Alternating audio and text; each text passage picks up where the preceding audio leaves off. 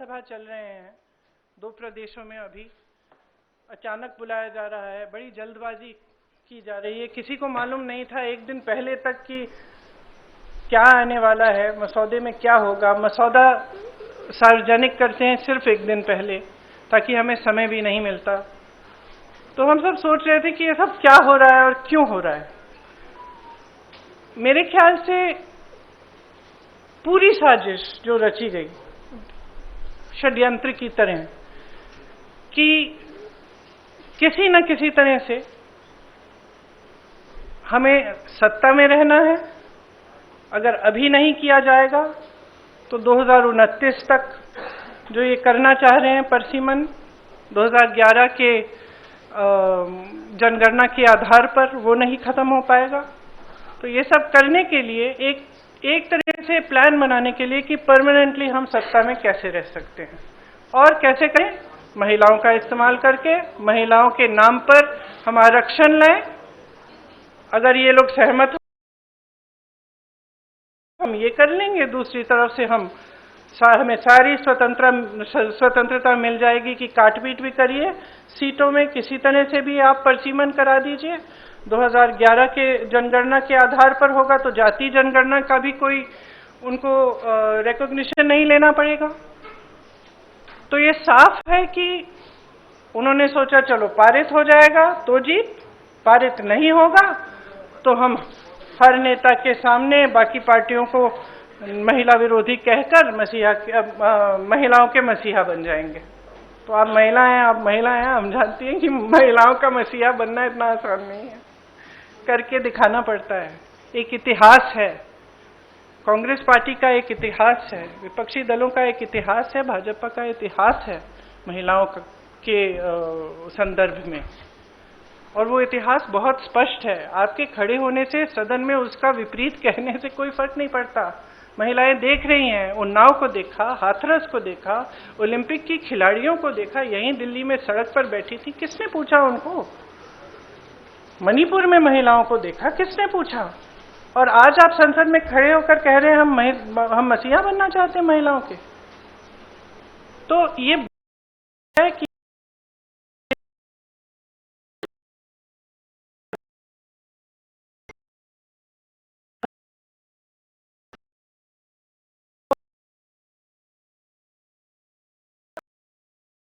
अपनी मनमानी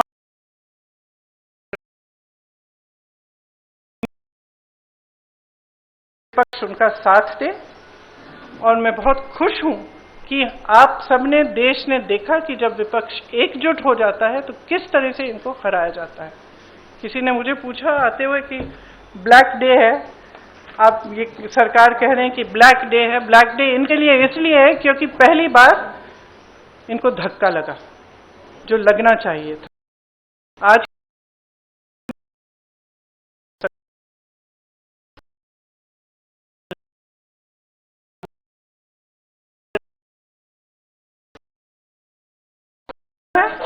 तो आप 2023 में जो सर्वसहमति से जो विधेयक पास हुआ था, पारित हुआ था, सारे दलों ने उसका समर्थन किया था, उसको लाइए। उसमें अगर कुछ एकाध संशोधन करना है छोटा, ताकि वो अभी लागू हो सकता है, करिए और उसको अभी लागू करिए। महिलाओं को हक दीजिए, अभी दीजिए, लेकिन उसको आप घुमाकर और दूसरी चीजों के साथ उसको अटैच करके आप गुमराह करने की कोशिश मत करिए। सीधी सी बात है, इसको अभी करिए, हम सब तैयार हैं। अब आप पूछिए। मेरा सवाल आपसे ये है, जब ये बिल गिरा उसके बाद, मेरा सवाल आपसे ये है कि जब ये बिल गिरा उसके बाद लगातार सरकार की तरफ से कहा जा रहा है कि राहुल गांधी ने फ्लोर ऑफ द हाउस में बोला कि बिल पास करना है तो मौजूदा परिस्थिति में 1 सेकंड में आप मौजूदा सीट पर पास कर दीजिए 543 पे। तो क्या विपक्ष उसके लिए तैयार होगा? अभी तो आपने बोला जो 2023 वाला बिल है, पर अगर मौजूदा सीट 543 है, वही तो है। 2023 का जो विधेयक है उसमें ये था कि इन्हीं सीटों में से आप 33% महिलाओं को देंगे। मैम उसमें लिखा था कि सेंसस के बाद डिलिमिटेशन होगा और उसके बाद तय की जाएगी जो भी सीट होंगी उस पे 1/3 मिलेगा। तो यानी कि सीटें बढ़ती, पर नहीं, 543 में से ही था। तो उसके लिए आप लोग तैयार हैं? हाँ, बिल्कुल तैयार है। जी प्रियंका जी, दो दिनों तक हमने बहस देखी और अब क्रेडिट उधर से भी क्लेम किया जा रहा है, आप लोग भी दावा कर रहे हैं। नहीं, हम क्रेडिट का दावा नहीं कर रहे हैं। सवाल हम आपको इतिहास के बारे में बता रहे हैं। कांग्रेस पार्टी ने 1928 में शुरू की ये बात, और कांग्रेस पार्टी की ही ये बात थी जिस वजह से आज आजादी के पहले दिन से महिलाओं को भारत में वोट डालने का मौका मिला और अधिकार मिला। तो मैम सवाल यह था कि बीजेपी और एनडीए पूरे देश में अभियान चलाने जा रही है। आपने देखा कि कल शाम को प्रदर्शन हुए, देश भर में प्रदर्शन हमने देखा बीजेपी की तरफ से, और ये दिखाने की कोशिश है कि महिला विरोधी है कांग्रेस और इंडिया अलायंस। इसकी काट में आप लोगों की तरफ से क्या कोई अभियान चलाया जाएगा? क्या रणनीति होगी कांग्रेस की और इंडिया अलायंस की इसकी काट के लिए? जो बात आप कह रही है वो देश के आम लोगों तक कैसे ले जाएंगी? देखिए, जैसे मैंने कहा, देश की जनता जो है उसमें बहुत ही ज्यादा विवेक है। अगर इनको अभियान करना है पूरे देश भर में, खुलकर करें। लेकिन आज देश उस परिस्थिति में नहीं है जो 12 साल पहले था, और शायद कभी कभी ये होता है कि जब सत्ता बढ़ जाती है लोग सच्चाई नहीं बताते हैं नेताओं को। तो इस पूरे ये जो पूरा पिछले 2-3 दिनों में हुआ, इससे कुछ हद तक ये भी दिख रहा है कि ये समझ नहीं पा रहे हैं कि आज भारत बदल गया है। भारत की जनता देख रही है, समझ रही है कि मीडियाबाजी, पीआर बाजी, ये बड़े बड़े अभियान, इतना सारा पैसा डाला जाता है इसमें, ये चल नहीं रहा है। ये अब चल नहीं रहा है। कल बार बार अमित शाह जी कह रहे थे, आदरणीय अमित शाह जी कह रहे थे कि हमारी बातों पर भरोसा करिए। कोई भरोसा नहीं कर रहा है। असली पॉइंट तो ये है कि जनता का भरोसा उठ रहा है। तो आप जब कुछ कह रहे हैं तो उसको फेस वैल्यू पे जनता आज नहीं दे रही है। प्रियंका जी, कल जो कुछ हुआ उसके बाद जो बीजेपी कह रही है कि they will launch a country-wide campaign to dub the entire opposition including the Congress as anti-women। और जैसे आपने अमित शाह जी की बात करी, तो अमित शाह जी ने आपकी राजनीतिक सूझबूझ की भी बहुत तारीफ करी कल लोकसभा में। तो what would be your advice और the campaign, the Congress plan to counter this campaign? See, I think it's very, very clear. We are saying very, very clearly, and we will say this from every platform. We will say this in every state, not just the Congress party, but every party of the India Alliance will say it very, very clearly. Bring that 2023 legislation which was passed, make whatever change you want to get it done by 2029, we will fully support it. We will say this again and again all over the country. And the other point that I was making in Hindi earlier was that things have changed for this government. It's very visible from their actions. Firstly, they are under a lot of international pressure. It's very, very clear. A lot of the actions they are taking, I don't think, as my brother has said multiple times, any Indian Prime Minister would have accepted the terms of the deal that they have done with the US unless there was massive pressure. He is obviously under massive pressure. It is very obvious. So public is seeing this. The public continues to suffer with multiple problems. The price of gas, price of fruit, vegetables, everything has gone up, and especially the burden of this is on the shoulders of women. And it's across class, across caste. It does not matter whether you're a rich woman, poor woman, whether you live in an urban center, whether you live in the villages. Your problems are increasing. And there is nothing coming from the government to resolve them. So the public can see it. So they can take their Mahila Morcha in front of whoever's house they want. They can make as much tamasha as they want. This country has now awakened to the fact that they do not stand by their words. They cannot be trusted, and certainly women cannot trust them, because we have seen their attitude and their behavior on multiple occasions. So I think it's very clear. They can do what they like. The public is seeing everything very, very clearly. And the chronology of their, the last few days, the way they have brought this bill, the things they have attached to it, the delimitation, the 2011 census, it's very clear. They knew this bill is not going to be able to be passed. They just wanted the political credit. Simple as that. कई सवाल हैं, आपके पास वक्त है ना? हाँ, सिद्धार्थ। पति का जन्मदिन है तो थोड़ा शॉर्ट रखिए। मैम ये सवाल ये है, मैम सवाल ये है, मैम सवाल ये है, यहाँ पे विमेंस कर लेते हैं। Okay, after this one. Ma'am सवाल ये है कि आप लोग कह रहे थे कि ये वुमेन रिजर्वेशन बिल सिर्फ एक ढाल है, पीछे से एक मंसूबा डिलिमिटेशन पास कराना है।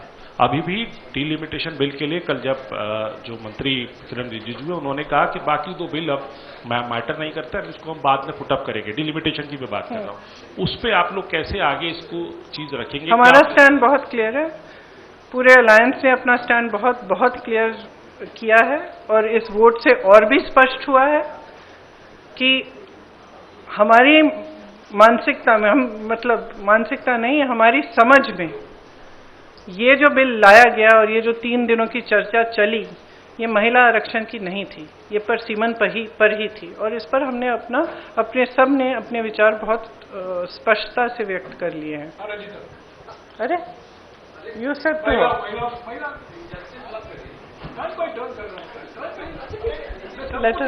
मैम सर महिला ही है इधर भी, वो भी और मैं भी।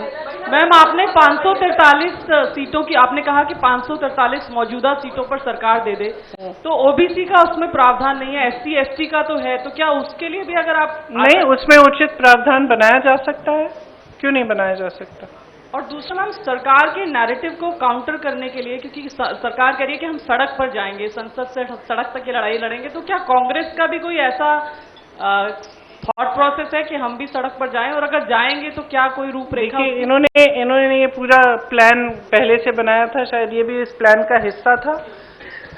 हम अभी कल हमने इनको डिफीट किया है पार्लियामेंट में, हम आज बैठ के हम भी सोचेंगे कि हमें क्या करना है और जरूर करेंगे कुछ। हाँ, प्रियंका जी, सरकार कह रही है कि आप महिला विरोधी हैं, आप कह रहे हैं कि 543 सीटों पर 543 सीटों पर 33%। मैंने तो लड़की हूँ, लड़ सकती हूँ, किया 40% महिलाओं को उत्तर प्रदेश में लड़ाया, वो अलग बात है कि एक ही जीती उसमें से। वो अलग बात है, लेकिन एक निजाम आपने सेट किया। लेकिन यही सवाल था मेरा कि लड़ाई अपनी जगह है, क्या देश की सबसे पुरानी पार्टी ये कानून लागू हो या ना हो, सबसे पहले ये कर सकती है, ये ऐलान कर सकती है कांग्रेस की आने वाले चुनाव में हम बिना कानून के आए हुए 33% आरक्षण महिलाओं को दे देंगे? देखिए, हमारी आशा ये है कि आने वाले चुनाव में वैसे भी 33% महिलाएं चुनाव लड़ेंगी, और हम कह रहे हैं बार बार, विधेयक लाइए, दोबारा से लाइए, हम उसको पास करेंगे, पारित करेंगे आपके साथ।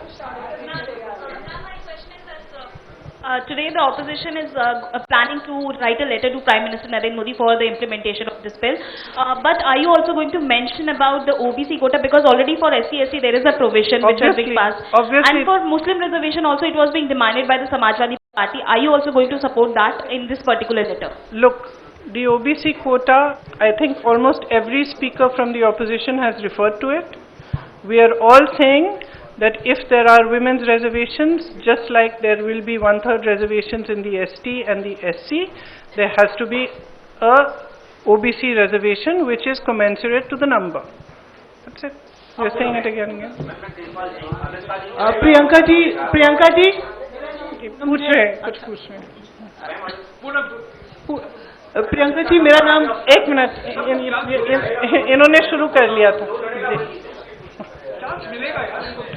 प्रियंका जी, मेरा नाम पूनम है और मैं अमर उजाला से हूँ। प्रियंका जी, मेरा सवाल ये है कि परिसीमन 2026 तक फ्रीज था, अब वो परिसीमन खुला है। आपने कल कहा कि महिला संशोधन विधेयक इसलिए नहीं लाया गया कि परिसीमन मनमाना था, अब परिसीमन होना है, तो कांग्रेस की दृष्टि में वो परिसीमन किस प्रारूप में होना चाहिए और उसके लिए क्या कुछ कांग्रेस की मांग रहेगी? हमने बार बार कहा है कि परसीमन से पहले जातीय जनगणना होनी चाहिए, उसके आधार पर होना चाहिए। देखिए, ये परसीमन आयोग बनाना चाहते हैं जिसमें ये 3 जने अपने लगाएंगे, जैसे इन्होंने बाकी सारे आयोग बनाए हैं और सबको कैप्चर किया है। तो हम भरोसा कैसे करें? आपने देखा परसीमन में इन्होंने असम में क्या किया है और JNK में क्या किया है। विपक्षी दलों के नेताओं की सीटों का विभाजन, अपनी मनमानी से काट-पीट। JNK में कुछ सीट ऐसी हैं जहां एक जगह एक हिस्सा इधर है, एक हिस्सा उधर है, सिर्फ अपनी सत्ता बनाए रखने के लिए। कौन भरोसा कर सकता है? जनता भरोसा नहीं कर रही है। आप कह रहे हैं कि हम भरोसा करें उनकी।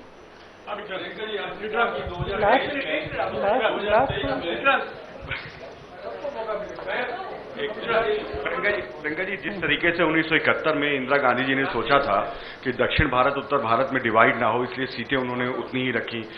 इवन 2001 में अटल बिहारी वाजपेयी ने भी यही सोचा कि दक्षिण भारत उत्तर भारत के बीच में डिवाइड ना हो, उन्होंने भी फ्रीज रखा।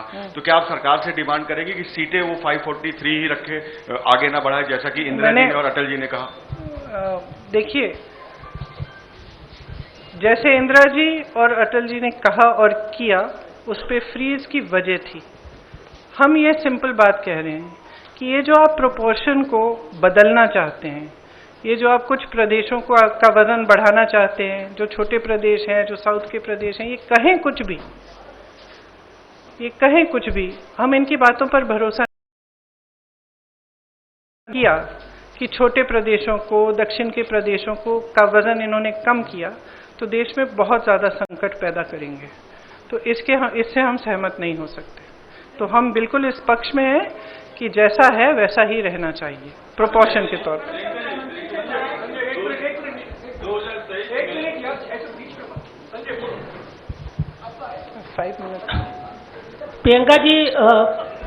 प्रियंका जी, आपने कहा और विपक्ष लगातार कहता रहा है कि लोकतंत्र जो है वो खतरे में है। आपको नहीं लगता? मैं आपसे सवाल कर रहा हूं कि 2 साल पहले विपक्ष की एकता दिखी थी संसद में, और 2 साल के बाद वो लगातार डवाडोल दिखी, इस बार फिर दिखी है। तो क्या आपको नहीं लगता है कि विपक्ष को भी अपनी एक जिम्मेदारी निभानी होगी कि ये जो डवाडोल रहती है उनकी स्थिति, एक मंच पे आते हैं एक वक्त में और फिर वो अपने अपने अंतर विरोधों में जो है वो फंस जाते हैं। तो क्या ये अंतर विरोध से उभरने का ये डिफाइनिंग मोमेंट माना जाए? सबसे पहले तो मुझे लगता है कि इसको ऐसा माना जाना चाहिए। दूसरा, देखिए, विपक्ष जो है उसमें बहुत सारे दल हैं, कुछ प्रदेश हैं जिसमें हम एक दूसरे से के खिलाफ भी चुनाव लड़ते हैं, लेकिन अगर आपने देखा होगा जब जरूरत पड़ती है तो हमारी एकजुटता पे कोई उंगली नहीं उठा सकता। कल आपने देखा हमारी एकजुटता कितनी मजबूत है। तो मैं इससे सहमत नहीं हो सकती कि डवाडोल है हमारी एकता। Answered, but related to this only, that do you think for the elections in states or at the center, this unity will be seen in future? As you've just mentioned that this unity has only been able to defeat this government. I think there are certain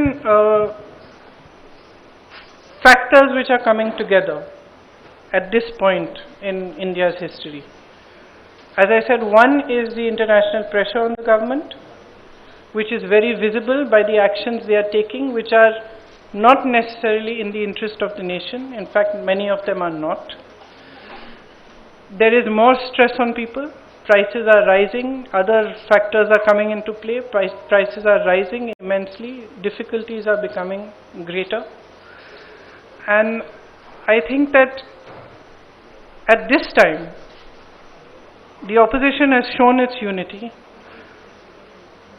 It's not just the fact that we are united as an opposition, it is also the fact that there is a mood amongst people. They are fed up of lies, they are fed up of all this, I'm sorry to say, but they see through also, I'm sorry to say, but a lot of the sort of media propaganda. They see through that as well. They are looking more towards finding out the truth. And I think the opposition, in the actions that we took yesterday in Parliament, we have stood for the truth, we have stood for the Constitution, we have stood for the nation, and we have stood as one. I think that this is a moment that we should all recognize. We all saw the faces of the bigger leaders of the BJP in Parliament. It was very clear from their expressions that this was a shock to them and that they were defeated for perhaps the first time in these 12 years. I think we should all accept that from now on, we fight harder, we stand together, and hopefully we will be able to push through much more than we did before. Priyanka ji, आपने कहा कि 2023 का जो bill है, उस bill को अगर लाया जाए तो हम उसका समर्थन करेंगे, लेकिन उसमें महिलाओं का सीट कौन सा हो, इसका निर्धारण कैसे होगा? इसकी कोई सलाह है आपके पास? अब ये देखिए, जो निर्धारण करेंगे वही ये अपने आप ये प्रयास करेंगे। अब इसमें मैं सलाह क्या दूंगी उनको?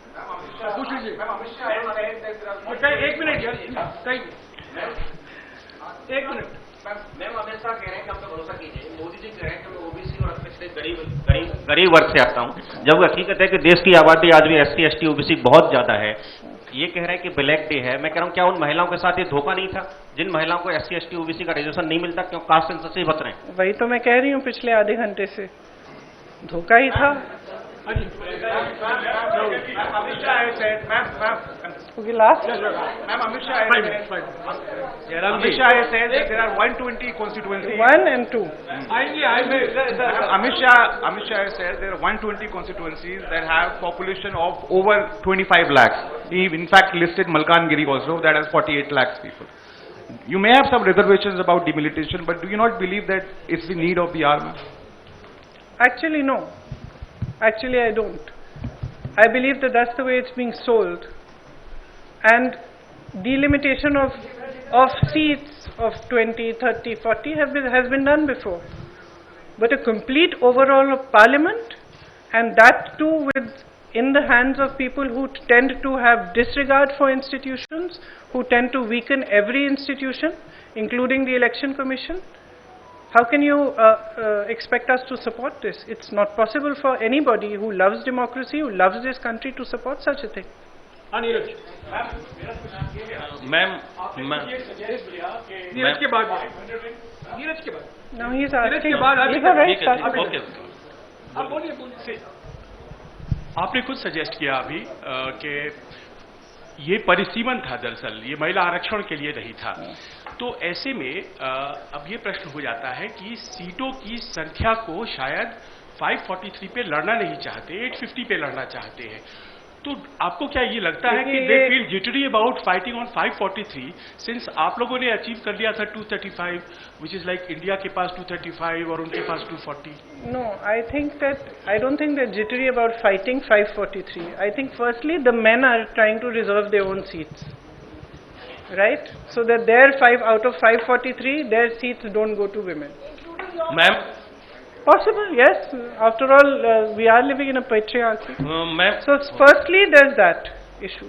Secondly, as I said, we cannot trust them with delimitation because their attempt that we have seen in Assam and in J&K has been it's been completely designed in a way that they should win, designed in a way that it benefits them. So how can we trust them with that? Ma'am, Neeraj news 18 India से हूँ। कांग्रेस के आकलन में आप लोग को क्या लगता है कि नंबर सरकार के पास नहीं थे, क्योंकि 2/3 बहुमत जरूरी था सदन के अंदर? ऐसे में क्या वजह थी? सरकार का मुख्य मकसद क्या रहा होगा इस बिल को लाने का? मेरे ख्याल से मुख्य मकसद यही था कि हम कुछ ऐसा करें कि हमें महिलाओं के मसीहा बन जाए। अगर हम बिल पारित नहीं होता है तो हम घर घर जाके कहेंगे कि ये महिला विरोधी है और देखो हम तुम्हारे लिए कुछ करने की कोशिश कर रहे थे और इन्होंने करने नहीं दिया। अगर पारित हो जाएगा तो वैसे भी हम मसीहा बन जाएंगे। पता नहीं, यही मेरा महिला दिमाग कहता है। मैम, इधर मैम मैं मोहित दुबे हूँ, एबीपी न्यूज से। किधर हैं आप? अच्छा।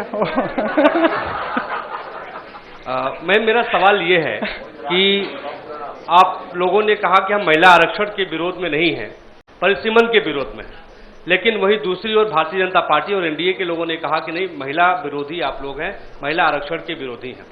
सवाल मेरा ये है कि आज आप लोगों ने बैठक की है, बैठक में आप लोगों ने क्या फैसला किया? क्या ये भी फैसला किया कि प्रधानमंत्री नरेंद्र मोदी से मिलकर आप लोग जो है मांग करेंगे कि 543 सीटों में से ही महिला आरक्षण लागू किया जाए? और अगर वो आपकी बात नहीं मानते हैं तो आगे आप लोग क्या करने? क्या राष्ट्रपति से भी मिलने की कोई उम्मीद है? देखिए, आज की बैठक में ऐसा कुछ नहीं तय किया कि किससे मिलेंगे और किससे नहीं मिलेंगे। ये ज़रूर तय हुआ है कि हम सब सहमत हैं कि अगर वो 2023 वाला जो विधेयक है उसको फिर से लाएं, उसको वो पारित हो चुका है, अगर उसको फिर से लाएं, कुछ छोटे मोटे संशोधन कराना चाहते हैं ताकि वो 29 तक वो लागू हो जाए, तो हम पूरी तरह से उनके साथ हैं। ये हम सब कहेंगे, सब एकजुट होकर कहेंगे और हर प्लेटफॉर्म से कहेंगे। धन्यवाद। Thank you.